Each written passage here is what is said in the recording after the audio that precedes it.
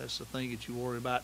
Open weeks is nothing like game speed and game intensity, and that's hard to manufacture in practice. I mean, I think we do a good job of that, most of the time with competition-wise, but it's not uncommon to not play very good after you come off of open week, and normally we've played really well coming off open week. So I think that's a learning lesson for us about the energy we have to create to play at the standard that we expect to play at. And like I said, I think we got the W. Go back and watch the film. You got a lot to learn from and a lot to improve on. And I think this team's hungry to do that. And I think it was good to just get to play and learn from it and move on. And luckily we got another home game this week, and it's going to be a good one. Look at our conference scores from around the league from Saturday, and you just see the parity all over. You never know who's going to win a game in OVC until you line up and play that Saturday, and every game's got a life of its own, and it's anybody can beat anybody. You look at the scores, and I think it kind of is the telltale sign of that is the parity in our league. So open up for questions this time. Obviously, Josh have a long way to go to get the DI bars numbers, but in terms of the threat, how do those two combinations compare?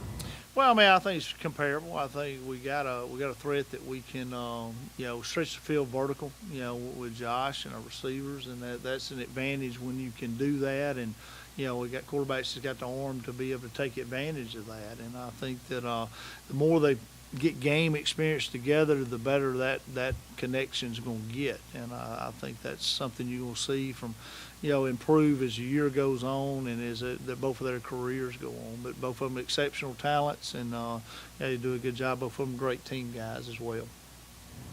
Saturday night, we talked about when you first came here, you were the first person through habits with. What do you remember about those early times working together with him? I remember as soon as I got here, put my cleats on, strapped them up, and the first thing he wanted to throw was a go ball. So I'm coming out thinking, he probably not going to throw it as hard. So I come out jogging. I'm talking about he just slink it. He overthrew me about 20 yards. I said, okay, so I see what I'm working with. This guy got an arm. So we did it again, and we started getting a vibe for each other. We started getting extra reps in, doing stuff. But I seen he had an arm from that first ball he threw. Talk about how hard he throws. Throwing go balls, do you see that as much, or long balls as hard as some? Those shoulders, they come hot. I can definitely say that. Him and Zion both have strong arms. They both have strong arms, but I just think catching the ball. That's the only job as receivers, catching the ball. That's all I think about.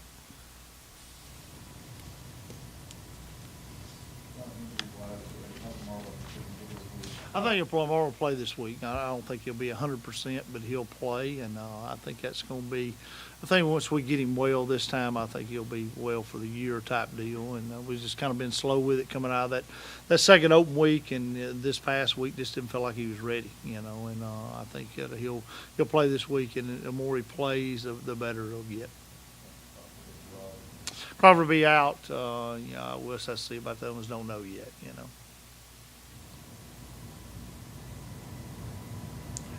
John, are you surprised by how UT Martin and Austin Peay came out?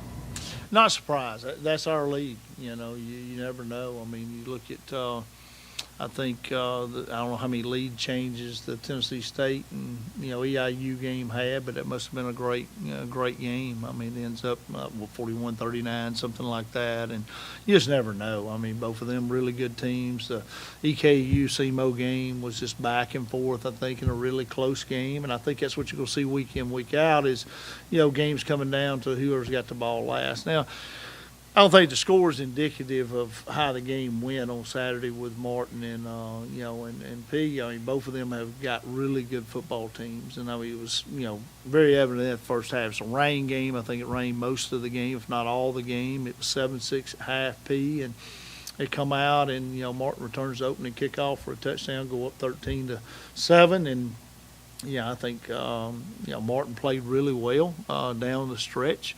Did some things really good, and I think P turned the ball over 3 times. They had a kickoff return for a touchdown. They fumbled a punt snap on about inside the 15, so they served them up 2 touchdowns there. So you got things like that that really affected that game, and as any game. I mean, it's hard to win a game when we give up a kickoff return. Just ask us. We did that the first game and lost by 3. So it's one of those things when you do things like that in the special teams that really shoots you toes off. I mean, it's hard to win games, especially in our conference like that. So like I said, every game's got a life of its own. It's all about how you play that day. And special teams comes into factor, I think, with every OVC game, because they're close games, and protecting the football is a big thing, and I think that's a lesson that Austin Peay learned, on Saturday for sure. And you got to take your hat off to Martin. I think they played really well. For so long, Austin Peay wasn't considered that competitive, but now they are. For you and also for the players, what do you guys see from Austin Peay? They're clearly a competitive team. Well, I mean, I think that, Coach Healy's done a great job up here establishing a winning culture, and it's so hard to take a team that had as long a losing streak and a history of losing and create that culture. But it just shows you if you get the right things in place, you can do it anywhere. And I think he's done an outstanding job of doing that and flipping the mentality there. And their players play extremely hard. And I think that, that's a case of, the culture they've established, and they'll bounce back from this on Saturday. They'll come down here with both barrels loaded on Saturday for sure. And our bunch knows that we're going to get everybody's A game, and it goes back to it's how we play on Saturday. One of them's been hurt. I don't know what the injury is. I think it's a shoulder or a head deal, and I don't know if the other one will be back or not. They've been limited there. Like Coach already just said, from our past years here at JSU, they did a complete 180. I mean, they just a competitive team at this point, and we're just ready to accept the challenge this weekend. I can agree. Also, being a losing program, turn around and take the extra step forward. They're a pretty good team, and just can't wait to compete against them boys on Saturday. Coach, Montrez has been such a consistent force for you guys since he's been here. Could you talk a little bit about kind of why he's been such a valuable person on your line?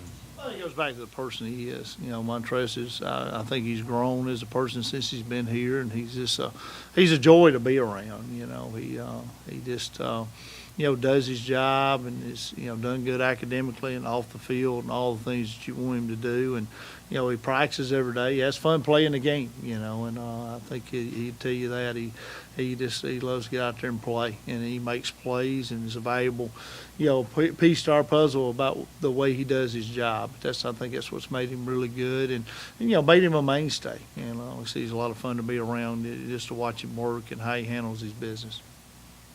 Montrez, would you consider yourself a joy to be around? Yes, sir. Every day I try to at least make somebody smile.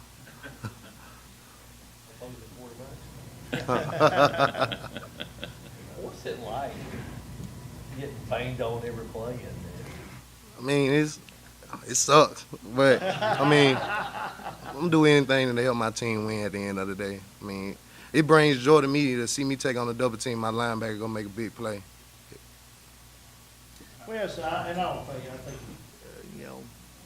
fans out there, they sometimes don't realize what it takes to play this game. It's the most physical game on earth. And it takes a tough mentality to play this game. You got to be tough mentally and physically. Give you an example. We're sitting there in a scrimmage.